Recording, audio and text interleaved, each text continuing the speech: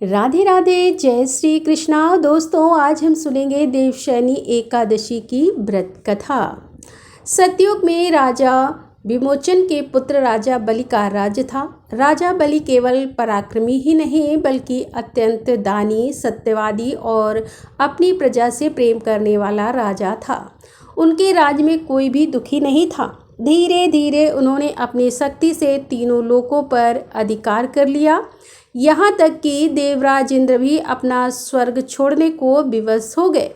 देवता भयभीत होकर भगवान विष्णु के पास गए। उन्होंने कहा कि हे प्रभु, राजा बलि धर्मात्मा तो है, पर अब तीनों लोकों के स्वामी बन बैठे हैं। देवताओं का संतुलन बिगड़ गया है। उसी समय भगवान ने निश्चय किया कि बलि के अहंकार की परीक्षा लेंगे। अब महर्षि कश्यप और माता अदिति के यहाँ भगवान विष्णु ने वामन के रूप में अवतार लिया। एक दिन राजा बलि विशाल यज्ञ करा रहे थे। उन्होंने घोषणा कर रखी थी कि आज जो भी आएगा उसे खाली हाथ नहीं लौटने दूंगा। तभी वहां एक तेजस्वी दिव्य बाल रूप ब्राह्मण पहुंचे। उनका तेज देखकर पूरी सभा स्तब्ध रह गई। राजा बलि स्वयं उठकर उनके चरणों में झुक गए। उन्होंने कहा, ब्राह्मण देव, जो चाहे मांग लीजिए। भगवान वामन मुस्कुराए और बोले, राजन, मुझे केवल 3 पग भूमि चाहिए। यह सुनकर सभा में सभी हंसने लगे। राजा बलि बोले, आप तो बालक हैं, मुझसे सोना, हाथी, घोड़े, गांव, नगर मांगिए।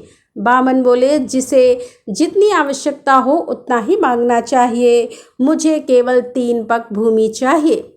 राजा बलि के गुरु शुक्राचार्य तुरंत समझ गए कि यह कोई साधारण बालक नहीं है, स्वयं भगवान विष्णु है। उन्होंने राजा बलि से कहा, दान मत दो, यह भगवान विष्णु है, यह तुम्हारा सब कुछ ले लेंगे। लेकिन राजा बलि ने उत्तर दिया, यदि स्वयं भगवान मेरे द्वार पर याचक बनकर आए हैं तो इससे बड़ा सौभाग्य और क्या ही होगा। मैं अपना वचन नहीं तोड़ूंगा। जैसे ही राजा बलि ने संकल्प किया, वैसे ही छोटे से वामन ने अचानक विराट रूप धारण कर लिया। उनका सर आकाश से भी ऊपर उठ गया। पहले पग में उन्होंने पूरी पृथ्वी नाप ली, दूसरे पग में स्वर्ग और समस्त आकाश माप लिया। अब तीसरे पग के लिए कोई स्थान ही नहीं बचा। भगवान ने पूछा, राजा बलि, अब मैं तीसरा पग कहाँ रखूं? राजा बलि मुस्कुराए और उन्होंने अपना सिर झुका दिया। उन्होंने कहा, प्रभु, अब मेरे पास देने के लिए केवल मेरा सिर बचा है। तीसरा पग मेरे सिर पर रख दीजिए।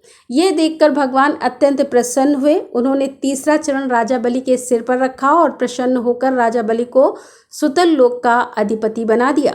सुतल लोक यानी तीसरा लोक, यह नीचे का लोक है, लेकिन इसका मतलब नर्क नहीं है। यह एक अलग ही दिव्य लोक है जो कि अत्यंत सुंदर, समृद्ध और दिव्य है। वहाँ किसी प्रकार का दुख नहीं है। वहाँ सोने, रत्नों के महल, दिव्य प्रकाश और ऐश्वर्य का वर्णन मिलता है। भगवान ने कहा कि हे बलि, मैं तुम्हें सूतल लोक का स्वामी बनाता हूँ। यह लोक विश्वकर्मा द्वारा निर्मित है और अत्यंत ही दिव्य स्थान है।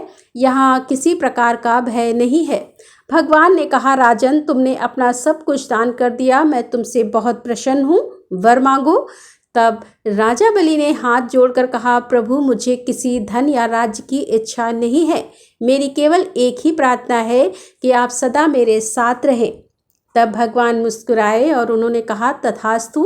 भगवान विष्णु ने राजा बलि से वचन निभाने के लिए सुतल लोक में निवास करना स्वीकार किया। इसीलिए कहा जाता है कि साल के एक हिस्से में भगवान राजा बलि के साथ इस लोक में विराज करते हैं और आषाढ़ शुक्ल एकादशी से योग निद्रा धारण करते हैं, जिसे देवशयनी एकादशी कहा जाता है।